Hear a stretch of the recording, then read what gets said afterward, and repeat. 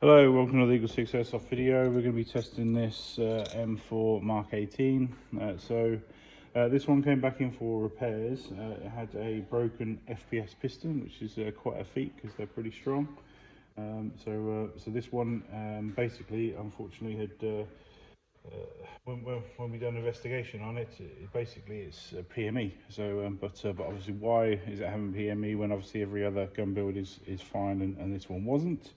And yet it's the same specification. Well, technically it wasn't actually the same specification. This one came in incredibly strong on air seals, and as a result we then put a weaker spring in there than normal, which obviously as a result is then going to return the piston slower, which obviously combined with the high rates of fire that some of these recoils are peaking at, 16 and 17 rounds a second, it then obviously caused PME, and obviously the FPS piston unfortunately, like I say, didn't survive it.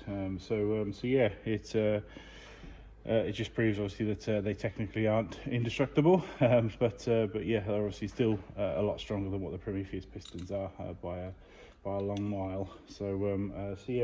But they obviously have downsides compared to the Prometheus one, because the Prometheus one is incredibly light, which obviously suffers less from PME. So we lightened the piston head, and we also obviously basically changed some of the parts just to try and get what we call normal air seals as opposed to ridiculous ones. So I suppose that's a downgrade in essence, but obviously we can't have all those crazy air seals going on, and then obviously, like I say, 2 weeks of spring in the UK. So we obviously need to at least be running an M90 in there in order to get the decent return times on that heavy piston at 16 rounds a second. So we've made those changes, so it's obviously not going back without changes. So hopefully the reliability is there, and it's now obviously on par with all the other builds, and it should hopefully stay out there. Obviously any gun build is theoretically breakable, no matter how much you spend, if you in theory run it incorrectly. So I'm not saying that obviously you did run it incorrectly, because you ran in theory on 7.4 volts, because that's all that fits in the CTR stock mod, it just goes to show that obviously, say you took any gun, no matter how much money you spent on it, put 11 volt on it, it can break it. Yeah, if it's obviously not set up for it, which obviously the recoils by design are not. Yeah, but hopefully we've got reliability there now, and obviously we'll just demonstrate it working.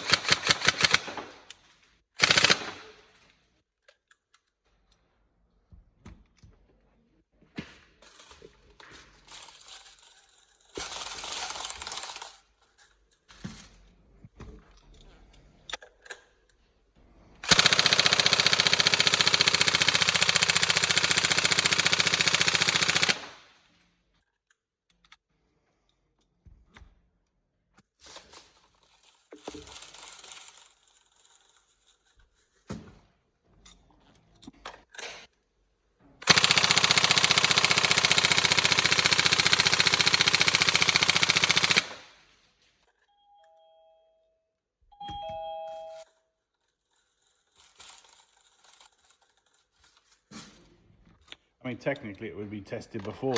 It was a inferior freak accident is what's happened, because obviously it would have got through our previous testing, and it would have gone through absolutely fine on that, and it's going through fine now.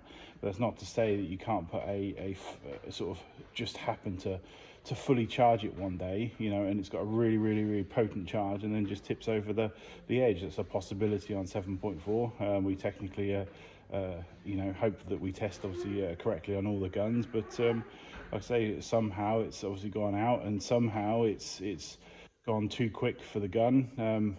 Obviously we've added more of a leeway now, but that's not to say that it's now or any of the builds like I say, are invulnerable to something like 11.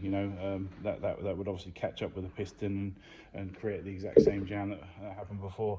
Obviously, when people say that Prometheus pistons break, all they are is and why FPS is stronger. The FPS one is stronger, yes, but obviously you know, all that happens when it does create PME is it gives you a little bit more leeway, you know, a little bit more forgiveness, you know, to error. But obviously, if that error keeps happening, which obviously it did on this one, then obviously it's two very hard objects, you know, a strong Prometheus gear, strong FPS piston impacting each other, and obviously in this particular case, you know, it managed to force the rack straight through the piston. So, you know, and I've seen other ones where they basically just jam, like two trains just hitting each other and just not moving anywhere. So yeah, obviously in the case of Prometheus pistons, they just break the back off or they knock teeth off if there's a problem. But both pistons, you know, break if there's a problem, and PME is a problem. So obviously it's which is often created by all kinds of things like compression locks and BB jams. You know, issues with the recoil system not returning in time, issues with the recoil system being out of sync, too fast batteries, you know. So there's all kinds of things that can possibly cause, you know, problems and stuff. All we can do is obviously react to them and rebuild the guns and try and make them as strong as possible. And I think obviously currently the FPS piston is the strongest, and obviously gives the most amount of resistance to customers, shall we say, because it is customers ultimately that are using them. And then obviously, you know, thrashing them and potentially finding weird use cases to break them. But obviously we've tested this one, so hopefully everything's all good.